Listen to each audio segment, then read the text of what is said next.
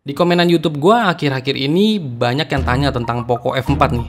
Ada yang komen buat bahas ulang Poco F4 di tahun 2023. Terus ada juga Poco F4 masih layak nggak sih dipakai di tahun 2023? Sampai ada yang masih ragu buat beli Poco F4 di tahun 2023. Aneh kan? Dari dulu udah sering gue bahas kalau kalian cari HP itu minimal nih ya, punya chipset yang lumayan premium lah, tapi dengan harga yang terjangkau. Jadi bisa buat dipakai setahun sampai 2 tahun ke depan, itu masih nggak ketinggalan lah. Tapi balik lagi kalau soal budget yang nggak cukup, ya kalian mesti jeli melihat spek HP yang sekiranya pantas buat dipakai setahun atau 2 tahun ke depan. Ya udah, sekarang gue mau bahas ulang Poco F4 ini apa masih layak digunakan di tahun 2023. Karena kan sebentar lagi mau keluar penerusnya si Poco F5. Apa tunggu aja sampai Poco F5 rilis? Kan kabarnya pakai chipset Snapdragon 8 Plus Gen 1. Dan otomatis untuk harga pasti bakal ada kenaikan yang signifikan lah. Jadi kalau begitu mending Poco F4 aja dong. Sekarang absen dulu aja deh, siapa dari kalian di sini yang masih pakai Poco F4 sampai saat ini? Tulis keluh kesah kalian di kolom komentar ya. Nah sekarang gini aja, di video gue kali ini gue mau bahas buat si Poco F4 ini apakah masih worth it buat tahun 2023. Dan gue mau ceritain lagi pengalaman gue setelah beberapa bulan pakai Poco F4 ini. Experience apa aja yang gue dapetin selama gue pakai ini HP, dan kira-kira cocok nggak nih HP ini dipakai buat jangka waktu yang lama. Dan apakah nanggung mending nunggu Poco F5 aja. Nah sebelum lanjut ke pembahasannya lebih dalam lagi, seperti biasa mari kita opening dulu.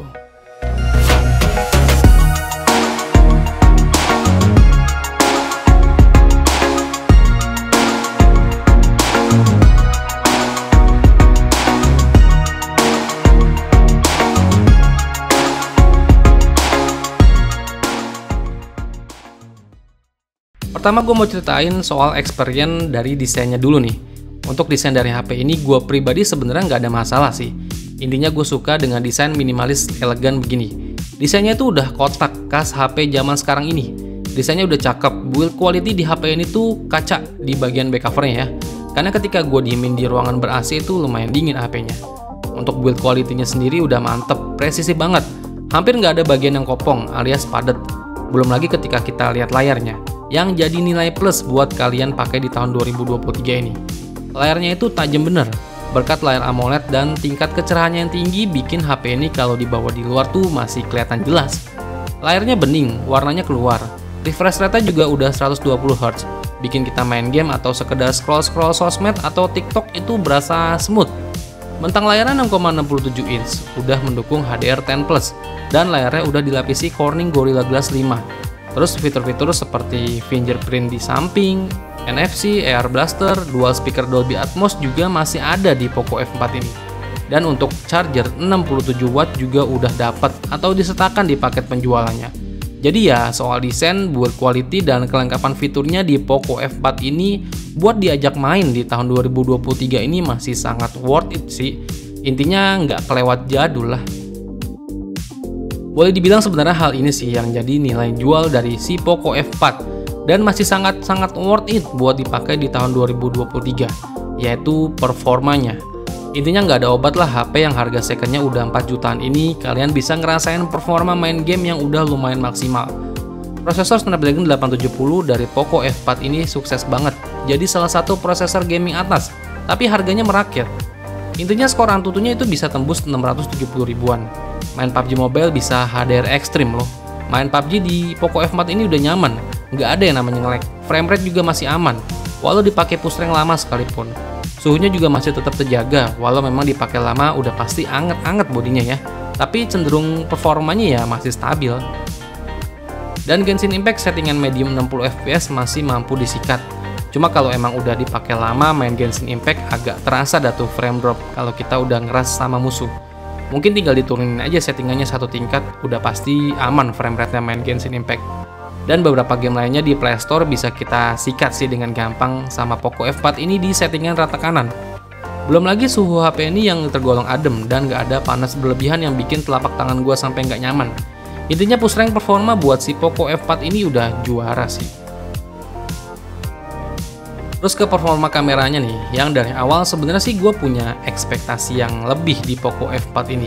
Karena kan ini Poco F4 udah ada OIS-nya. Dan ternyata menurut gua kameranya ya biasa aja sih. Sebenarnya udah lumayan untuk hasil jepretannya, tapi entah kenapa agak kurang greget gitu kalau dibandingin sama HP 3-4 jutaan lainnya.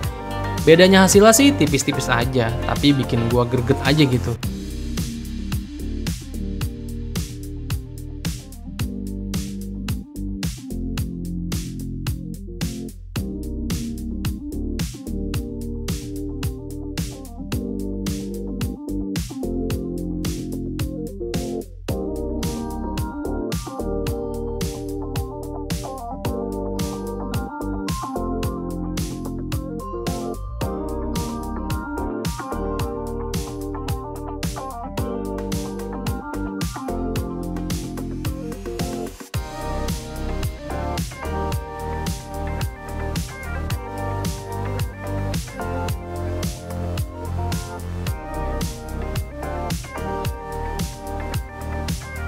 Belum lagi hasil perekaman videonya yang hasilnya tuh ngezoom. Jadi kurang leluasa aja record videonya. Hasilnya juga nggak terlalu bagus-bagus banget sih. Masih tergolong lumayan lah. Terus OAS-nya juga masih kurang greget.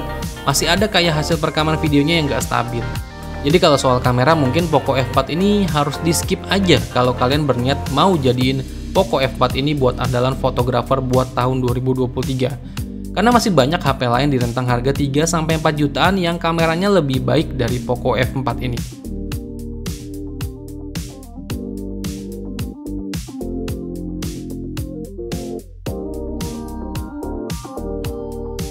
Nah, kalau buat ngevlog ini cuman bisa di 1080p 30 fps aja. Tuh. Ini kualitasnya tuh ngevlognya. Ini gue sambil jalan-jalan, shaky nggak? Dan yang terakhir yang gue rasain dari ini HP setelah beberapa bulan sama gue, kayak soal-soal isu-isu layar di Poco F4 ini, menurut gue udah nggak ada kendala di unit yang gue punya ini. Prosesor Snapdragon 870 di Poco F4 ini yang jadi pembeda dan jadi nilai plus buat kalian push rank di tahun 2023. HP yang sekarang harganya udah 4 jutaan ini, buat kalian dengan budget yang ngepas tapi pengen push rank rata kanan dengan frame rate aman, ya Poco F4 ini sih solusinya.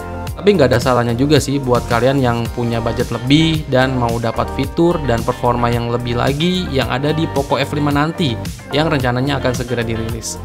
Yang jelas menurut gue untuk desain dan performa gamingnya gue puas banget sama ini HP. Intinya 4 jutaan yang wajib kalian pertimbangkan buat beli HP mid-range tapi flagship killer buat tahun 2023. Oke, sekian dulu aja video dari gue, semoga bermanfaat buat kalian semua dan sampai ketemu lagi di video gue berikutnya. Vengga pamit, bye-bye.